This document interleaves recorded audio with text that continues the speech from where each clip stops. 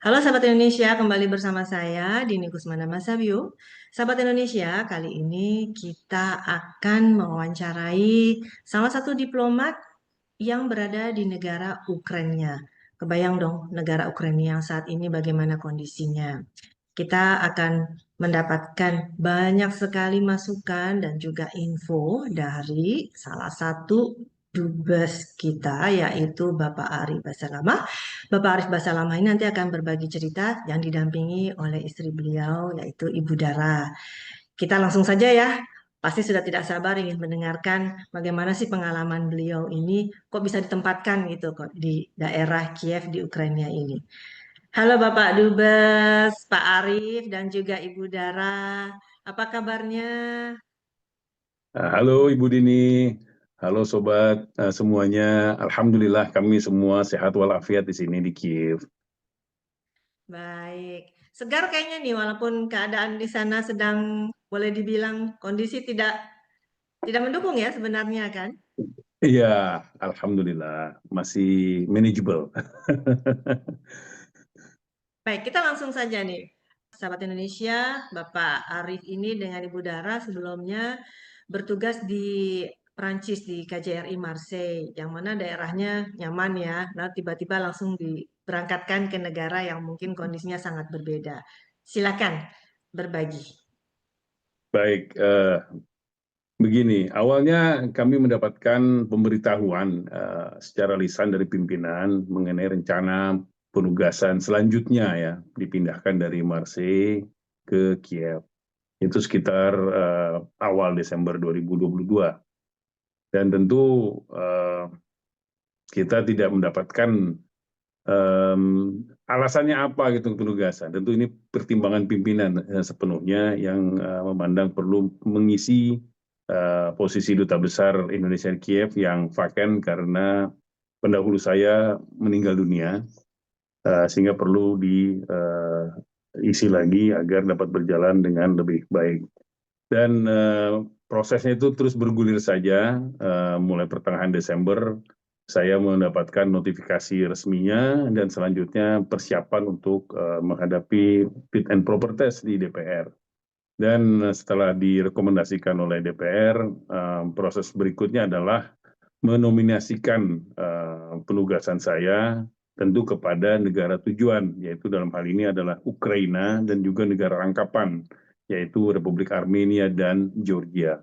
Dan alhamdulillah kemudian tanggal 26 Juni 2023 pelantikan duta besar dilaksanakan dan di sini kita laksanakan penyerahan kredensial pada tanggal 17 Agustus 2023.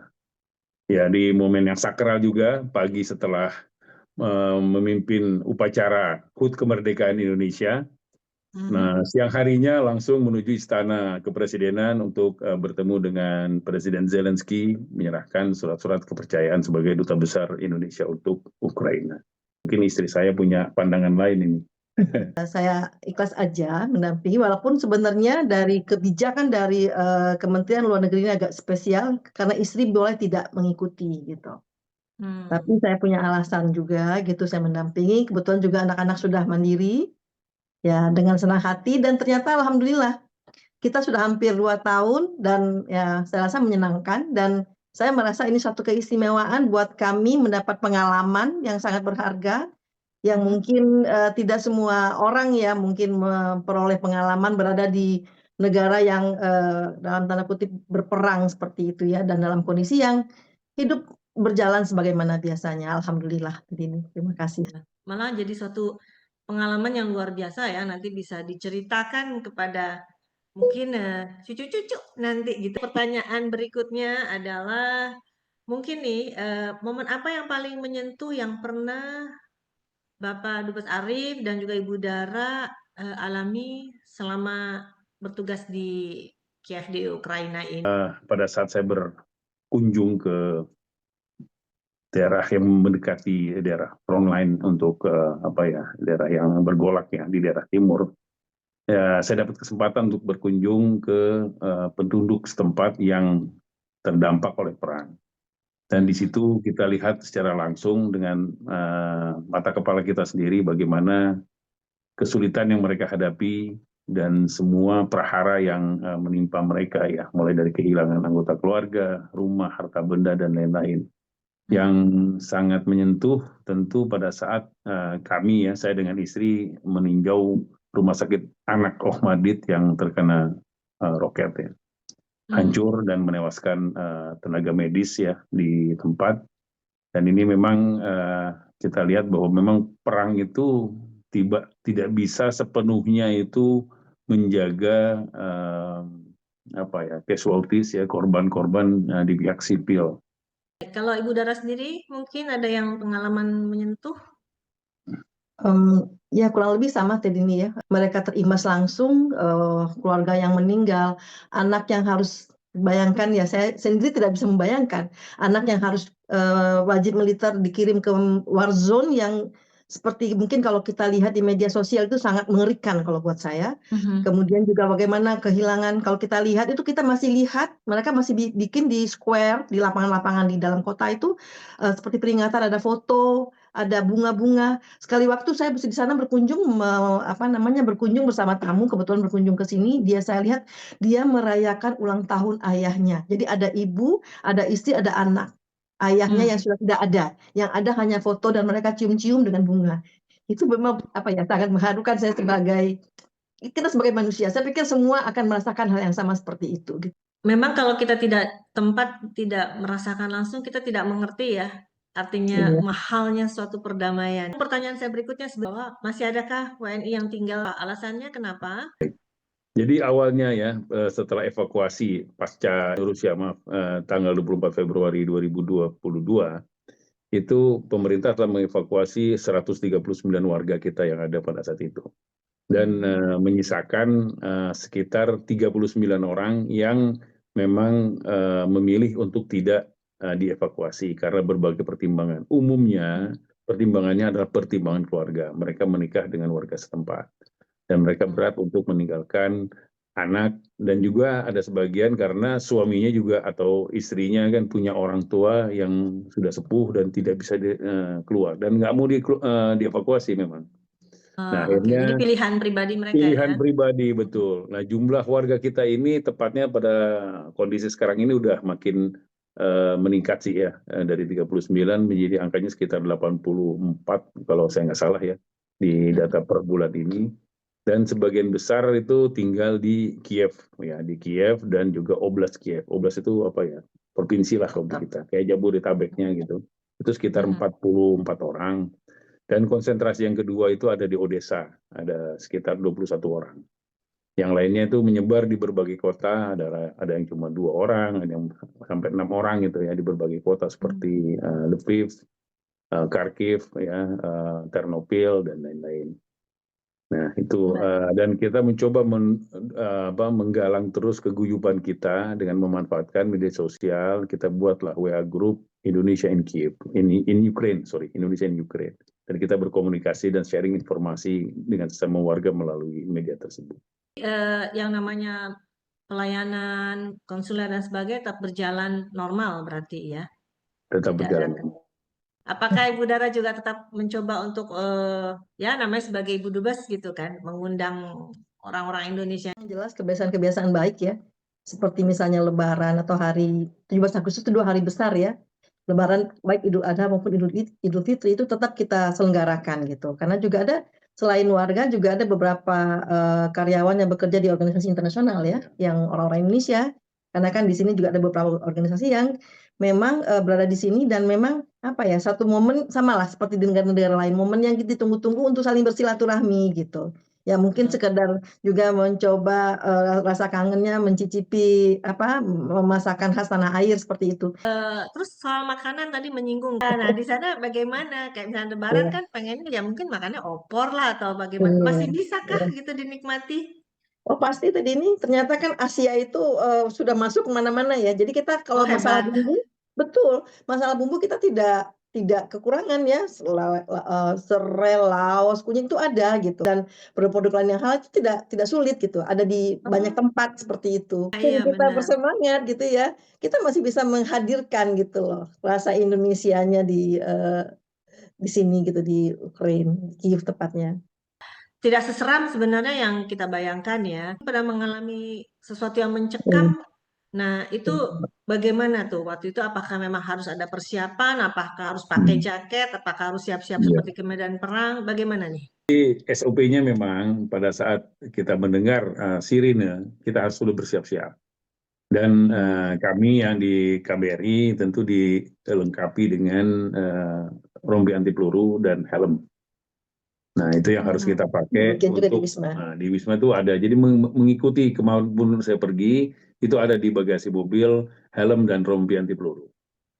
Nah, kalau kita dengar suara sirene, SOP yang diberlakukan oleh pemerintah setempat pun, kita harus segera masuk ke shelter. Jadi shelternya itu ada di berbagai tempat. Untuk kita yang ada di jalan, maka kita harus mendekat ke stasiun metro. Karena stasiun metro ini kan bawah tanah. Dan itu aman untuk serangan udara. Atau kalau seandainya kita ada dalam suatu gedung tinggi lah ya, biasanya kan mereka punya basement. Nah, basementnya itu juga dijadikan shelter. Demikian halnya dengan hotel. Hotel selalu menyediakan shelter di basementnya. Dan itu kita SOP-nya harus ke sana. Kan capek juga harus naik turun gitu ya ke basement. Nah, disitulah kita gunakan asesmen kita lihat situasinya. Karena tidak semua sirine itu diikuti oleh serangan masif. Itu mungkin serangannya itu terjadi tapi di pinggir kota. Jadi memang jauh dari tengah kota misalnya.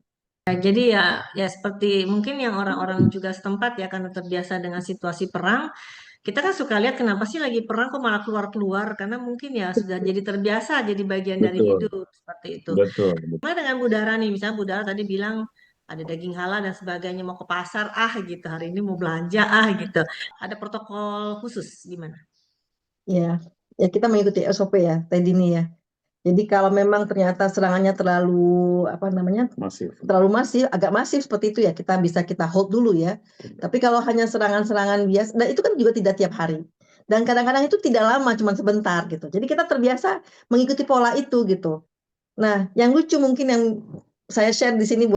Ini kalau kita belanja, itu mereka itu tutup tiba-tiba tokonya. Kalau begitu terdengar suara suara alarm, siren ya.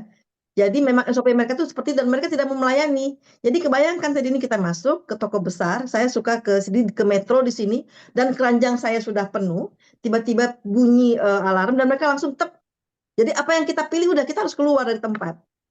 Kita tidak bisa bayar dan tidak bisa membawa keluar barang yang telah kita pilih.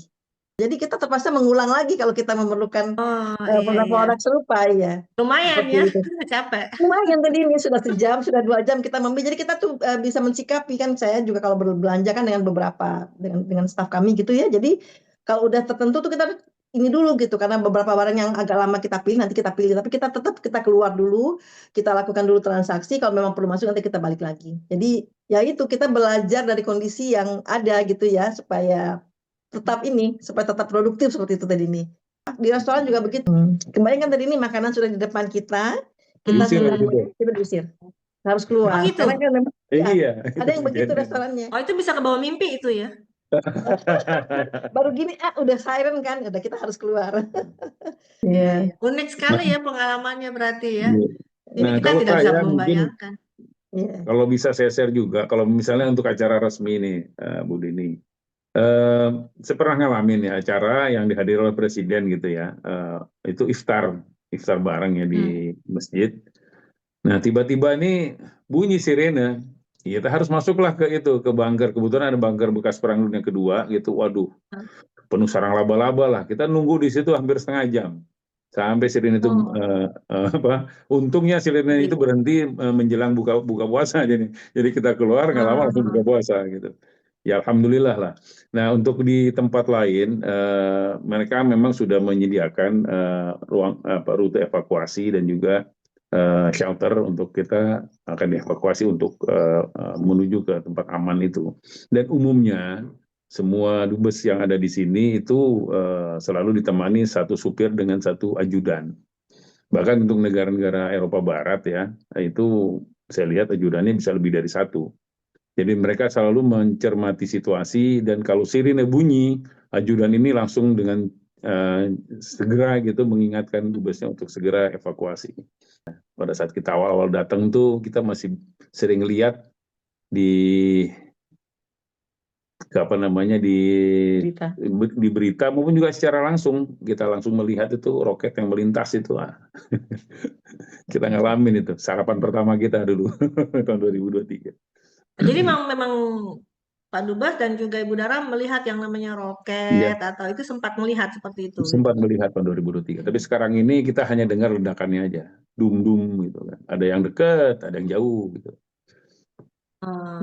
Ya. Malah karena kebetulan kan kita ruang tengah kita di lantai 2 ini jendelanya cukup banyak ke beberapa sisi. Jadi malah kadang-kadang kita sebelum kita turun kadang-kadang kita suka lihat tuh gimana ya gitu. Kita suka lihat seperti itu. Kadang-kadang Iya. kelihatan kembang apinya Iya. sedikit sebentar gitu. Wah, udah merah tuh, langsung lari kita turun gitu. Iya. Kalau ngeliat kayak gini jadi dibawa santai ya sama Pak Dubes dan juga Bu Dara ya. Iya, kita damaikan Tapi kayak itu Iya, berdamai iya, dengan situasi. iya, situasi iya, betul. iya. Saya pikir itu juga hal yang digunakan oleh orang sini juga gitu ya. Mereka juga gitu. Bagaimana ya memang ini adalah suatu keputusan untuk tinggal di sini. Buat mereka juga suatu keputusan untuk tetap tinggal, tidak mengungsi ke negara lain. Ya, tapi bagaimana mereka bisa tetap tenang gitu menghadapi, tetap bisa hidup sebagaimana biasanya orang-orang di negara lain gitu. Jadi ya Hmm, itu mungkin secara otomatis juga kita juga akan menyesuaikan diri. Ya. baik. Baik, Pak Dubes Arif dan juga Ibu Dara, rasa sudah banyak banget yang tadi kita dapatkan. Tentunya masih banyak lagi pengalaman yang tidak semua bisa diutarakan di sini ya, karena memang saking banyaknya pengalaman yang didapat dan ya ada gambaran sedikit lah paling nggak bagaimana situasi di sana. Tapi melihat senyum dari Pak Dubes Arif dan Ibu Dara, rasanya baik-baik aja gitu kan. Ya mungkin juga Alhamdulillah. warga negara Indonesia di sana juga jadi ikut tenang. Gitu. Itulah pentingnya ya pemimpin sebenarnya ya seperti itu. Baik, mungkin ada yang ingin disampaikan oleh Pak Dubes Arif dan juga Ibu Dara kepada para sahabat Indonesia. Silahkan. Tentu yang saya ingin sampaikan hanya masalah pemberitaan ya, yang kadang-kadang juga dipakai sebagai sarana cywar ya, oleh dua sisi. Tentu buat kita tuh ada baiknya bisa menapis semua informasi yang masuk dan bisa kita cerna sesuai dengan faktanya ya, yang bisa kita lihat gitu. Dan di Ukraina ini memang masih ada travel warning untuk warga kita. Kita harapkan tidak ada kunjungan kecuali yang esensial. Ya, kalau memang perlu gitu kan di sini kan ada satu aspek yang menjadi daya tarik Ukraina yaitu wisata kesehatan. Ya. Nah kalau memang perlu ya silahkan datang. Tapi kalau misalnya masih bisa dilakukan secara online, pakai online dulu aja. Gitu. Ya. Uh, dan lepas dari itu tentu kita berharap ya doa dari semua warga semoga kita aman dan lancar dalam melaksanakan tugas di sini dan juga keselamatan bagi seluruh warga Indonesia yang bermukim di Ukraina. Dari Budara mungkin? Oh, dari saya apa yang saya lihat ini adalah suatu pembelajaran buat kita warga negara Indonesia atau warga negara manapun di dunia bahwa betapa pentingnya persatuan, kesatuan, perdamaian seperti itu yang memang harus diupayakan untuk dijaga. Baik, terima kasih kepada Bapak Dubes RI Kiev, Bapak Arif, dan juga Ibu Dara atas sharingnya luar biasa nih. Baik, sahabat Indonesia, tadi itu adalah sharing bersama Bapak Dubes Arif dan juga Ibu Dara mengenai situasi di Ukraina. Mudah-mudahan bisa menjadikan banyak manfaat bagi kita semua dan seperti tadi juga pesan keduanya, beliau menyampaikan bahwa pentingnya kita ini bersyukur hidup di suatu negara yang dalam keadaan damai dan semoga Indonesia tetap dalam keadaan bersatu karena itu sangat penting. Nah, jangan lupa tunggu wawancara berikutnya dengan narasumber lainnya yang pasti akan tetap keren. Salam Indonesia bagi semuanya. Terima kasih Bu Dini atas kesempatannya.